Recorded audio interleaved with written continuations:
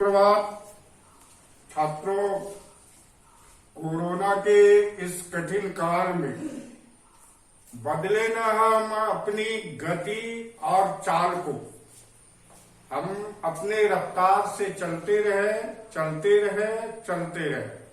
आज मैं आपको पुस्तक से तो नहीं, पुस्तक से इतर जो आपको 10वीं वर्ग में पढ़ना है उसका एक हिस्सा मैं लेकर आ रहा हूं। आपको पद परिचय बताना है, तो हम पद परिचय पर थोड़ी सी चर्चा कर लेंगे और इससे थोड़े से चर्चा में ही आपको परीक्षा के लिए अंक मिल जाएंगे। लेकिन ध्यान से देखें, ध्यान से सुने और फिर प्रश्नों के जो उत्तर नहीं दे रहे हैं, न भेज पा रहे हैं, तो उन छात्रों से कह दूं कि यदि विद्यालय खुलेगी भी तो मैं फिर इसे दोहराऊंगा नहीं, क्योंकि यह निरंतर पढ़ाई है। उसको इतने पाठ है आपके कि दोहराना संभव नहीं होगा। इसलिए इस बात का ख्याल करें, इस आस में न रहे कि फिर से दोहराया जाएगा। आपकी परीक्षा आपके समय पर ही होगी। और एक विशेष बात जो कि मैं पहले भी बताया, पुनश्च मैं बता दूं कि नए सीबीएसई के रूल के अनुसार जो छात्र हिंदी लिए हैं वह अतिरिक्त विषय के रूप में संस्कृत ले सकते हैं, उर्दू ले सकते हैं, बांग्ला ले सकते हैं, कोई अन्य भारतीय भाषा ले सकते हैं। इसका लाभ क्या मिलने वाला है?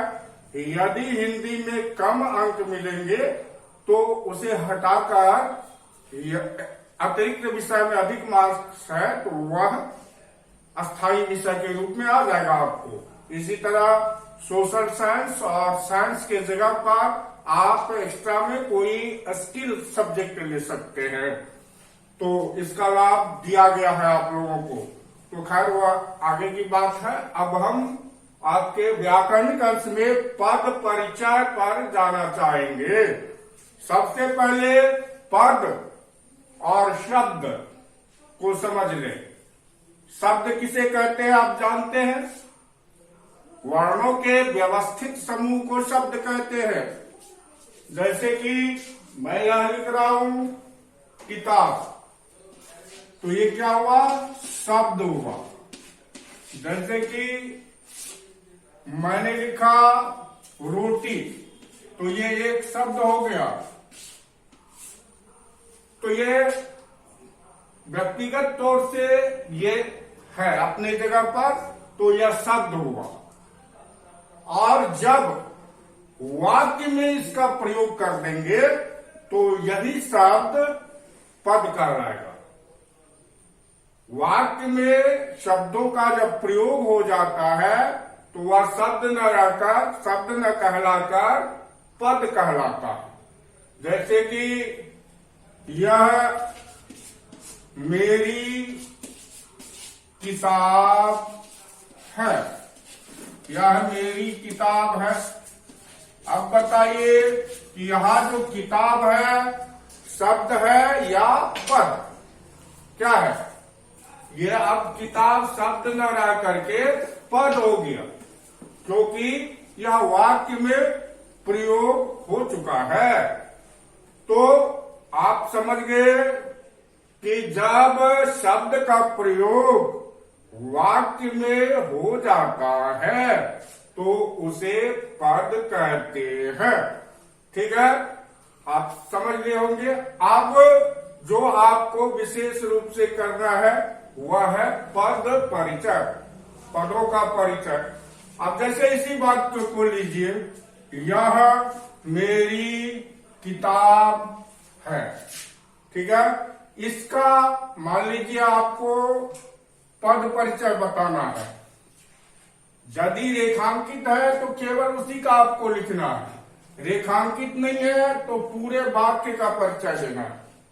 ठीक है, अब यहां किताब रेखांकित है तो इसका केवल इसका पद परिचय देना है। किताब क्या हुआ? व्यक्तिवाचक संज्ञा, है ना? नहीं, किताब जातिवाचक संज्ञा है। जातिवाचक संज्ञा लिखेंगे, फिर या पुल्लिंग है या स्त्रीलिंग उसका जिक्र करेंगे। किताब स्त्रीलिंग, या देख रहे हैं संबंध बोधक स्त्रीलिंग में मेरी, ये थोड़े ना लिखा हुआ है कि मेरा किताब है, तो ये किताब के पहले संबंध बोधक स्त्रीलिंग है, तो जाहिर है कि किताब स्त्रीलिंग है। ठीक है, तो अब पूरे वाक्य का पद परिचय आपको बताना है। तो कैसे? सबसे पहला है यह क्या हुआ? यह सार्वनामिक विशेषण है। सार्वनामिक विशेषण, सार्वनामिक विशेषण। अब आप कहेंगे कि यह तो सर्वनाम है, लेकिन यहां आप क्या देख रहे हैं? दो सर्वनाम एक साथ है, तो यह क्या हो गया? सार्वनामिक विशेषण। यदि संज्ञा से पहले सर्वनाम भी आता है तो उसको सार्वनामिक विशेषण कहते हैं। ठीक है, अब मेरी ये क्या हुआ? मेरी, यह सर्वनाम हुआ। कौन सा सर्वनाम? वो अभी स्पष्ट करें आप। मेरी कौन सा सर्वनाम है? पुरुषवाचक। तो यहां सर्वनाम से पहले पुरुषवाचक लिख दीजिए। पुरुषवाचक, पुरुषवाचक सर्वनाम। ठीक है, मेरी क्या हो गया?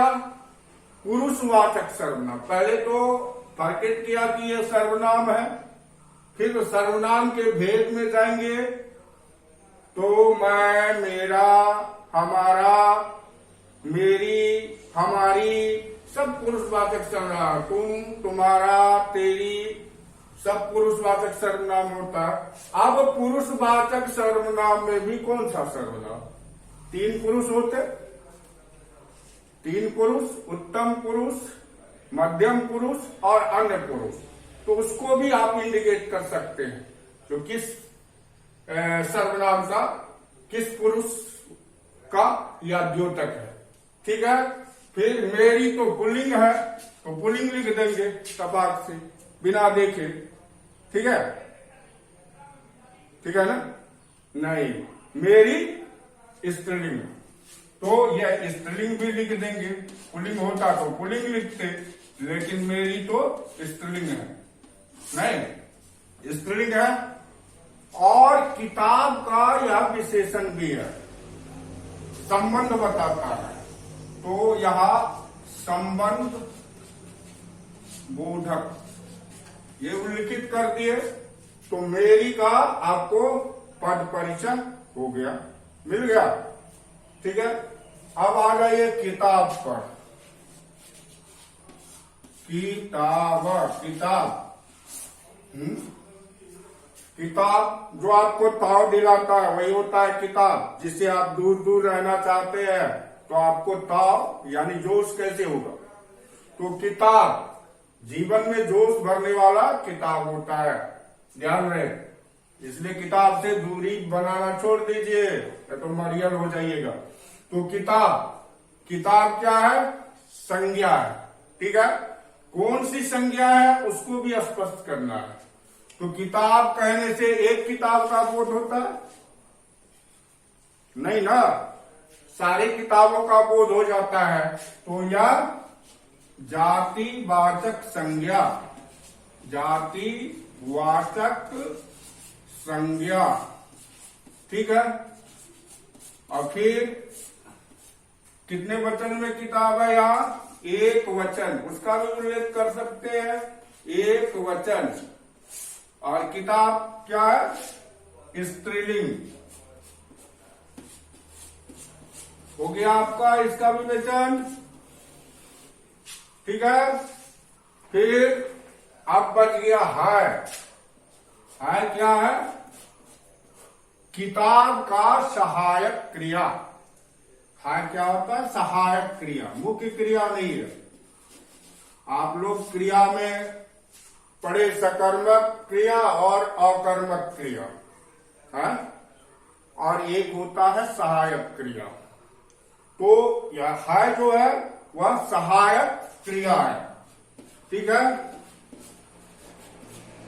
अब ये पद परिचय कैसे करें, ये एक सामान्य से वाक्य पर मैंने आपको बताया।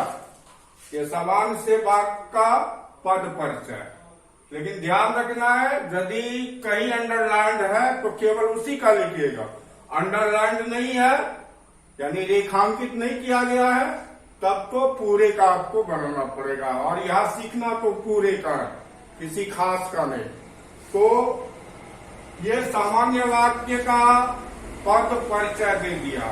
पद तो आप जान ही गए हैं कि यदि शब्द का प्रयोग वाक्य में हो जाए तो वही शब्द पद कहलाता है। ठीक है। अब थोड़ा आगे ले लेते हैं, दूसरा वाक्य ले लेते हैं। वह देखिए, आप देखिए, आराम से पढ़िए। मोहन गत वर्ष की परीक्षा में सफल रहा। ठीक है। तो अब इसका पद परिचय पहले क्या है? मोहन। तो मोहन का पद परिचय दे लेंगे। मोहन क्या है? विशेषण है, नहीं संज्ञा है। तो कौन सा संज्ञा? व्यक्तिवाचक संज्ञा। व्यक्तिवाचक संज्ञा, व्यक्तिवाचक संज्ञा हो गया मोहन। कौन सा लिंग है? स्त्रीलिंग नहीं, पुल्लिंग है। पुंलिंग, सही उच्चारण होता है पुंलिंग। पुन का मतलब होता है पुरुष, पुल्लिंग। अब ये तो हो गया सफल रहा। सफल रहा का कर्ता है। सफल रहा का कर्ता कौन है? मोहन। तो वो भी आप उल्लेख कर सकते हैं, नहीं भी करेंगे तो कोई उतनी बड़ी बात नहीं हो जाए। तो सफल रहा का कर्ता है ना। तो ये मोहन यानी एक तरह से उद्देश्य। गत वर्ष, तो गत वर्ष दोनों अलग अलग है, ध्यान रहे। गत पास्ट, गत पिछड़ा बीता हुआ पास्ट। तो यह गत क्या है? विशेषण है। गत विशेषण है। किसका विशेषण है? वर्ष का। कौन सा विशेषण है? गुणवाचक विशेषण। उसका भी आप उल्लेख कर सकते हैं, गुणवाचक विशेषण। और यह गत जो है यह अव्यय के भी रूप में होता है, लेकिन यहाँ चूंकि अव्यय के रूप में प्रयोग नहीं है बल्कि विशेषण के रूप में प्रयोग है, तो वह विशेषण उल्लेखित कर देंगे।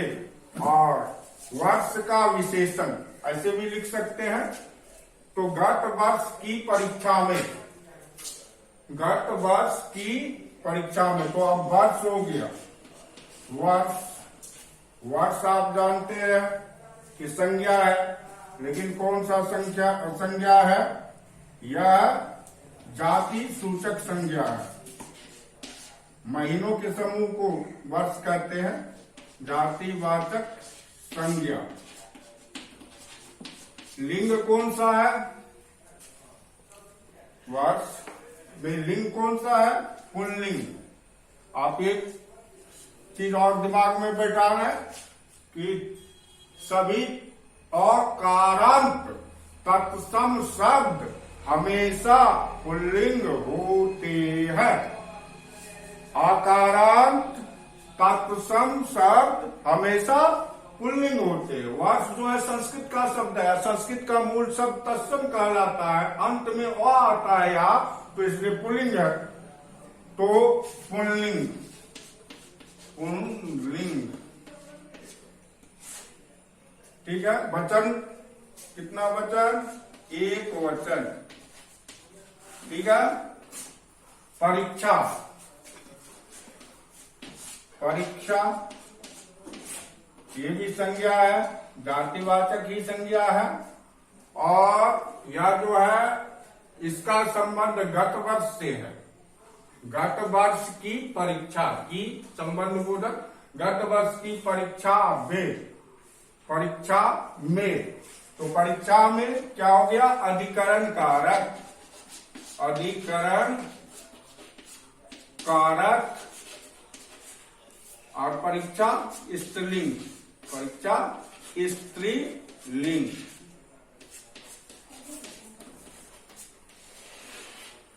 सफल, सफल क्या हुआ? अव्यय, सफल का रूप नहीं बदलता। या मोहन रे या सीता रे, उसके लिए सफल ही प्रयोग होगा। तो मोहन है तो यह सफल नहीं बदला, सीता रहेगी तो भी सफल ही नहीं होगा, सफल ही होगा। तो यह अव्यय है। और रहा, रहा यह स्वकर्मक क्रिया है, स्वकर्मक क्रिया, ठीक है। अब तो आप ये पद प्रत्यय सामान्य तौर से आप समझ गए। अब इस पर जो प्रश्न देंगे वह बना लेंगे, फिर दूसरे वर्ग में और भी बताएंगे। अभी मुझे संकेत मिल रहा है कि समय निकल रहा है, तो फिर इसको हम दूसरे पार्ट में भी अब बड़ा करके बताएंगे। छोटे छोटे समझिए, समझने का काम है। जब समझ लेंगे तो आपको जो अंक है वो पूरे का पूरे मिलेगा। तो बिना समझे हुए अंक नहीं, अंधेरे में कभी तीर नहीं चलाया जाता। उजाला कीजिए, ज्ञान का प्रकाश कीजिए, तब आपका तीर निशाने पर बैठेगा। तो आपको अब इसके बाद जो बनाना है इस पर प्रश्न उत्तर, उसके लिए यहां मैं समय नहीं गवाऊंगा, हाथ से लिख करके फिर आप लोगों को भेज दूंगा और निश्चित रूप से वह आप लोग बनाएंगे। और जो नहीं बनाते, पुनः मैं कह रहा हूं कि बीता समय वापस नहीं आता, इसलिए अपनी प्रत्यंचा को हमेशा चढ़ाए रखिए। ये नहीं कि कल कर लेंगे, कल कर लेंगे, ऐसा कल नहीं आता। कल क्या होगा किसने जाना। तो ठीक है, आज मैं इतना बता दिया हूं, फिर थोड़ा सा और लंबा बताना है तो वह अगले वर्ग में बताएंगे। मिलते हैं फिर बहुत जल्दी। अपने आप को अब अधिक सुरक्षित रखने की आप लोगों की आवश्यकता है। हाँ, एक बात और विशेष रूप से आप लोगों को कहनी है, विशेष रूप से आप लोगों को कहनी है, ध्यान दीजिएगा, कोरोना कोई मजाक नहीं है। जैसा कि मुझे पता चला है कि आप लोग एक समूह में इकट्ठे होकर पढ़ने जाते हैं। नहीं, जीवन से मजाक नहीं होता। शिक्षा यह नहीं सिखाती है, शिक्षा निर्देशों का पालन करना ही उचित शिक्षा है। जो आपको शिक्षित कर रहे एक समूह में, वह पूरी तरह से नियमों का विरोध कर रहे हैं। उन्हें शिक्षा देने का कोई अधिकार नहीं है।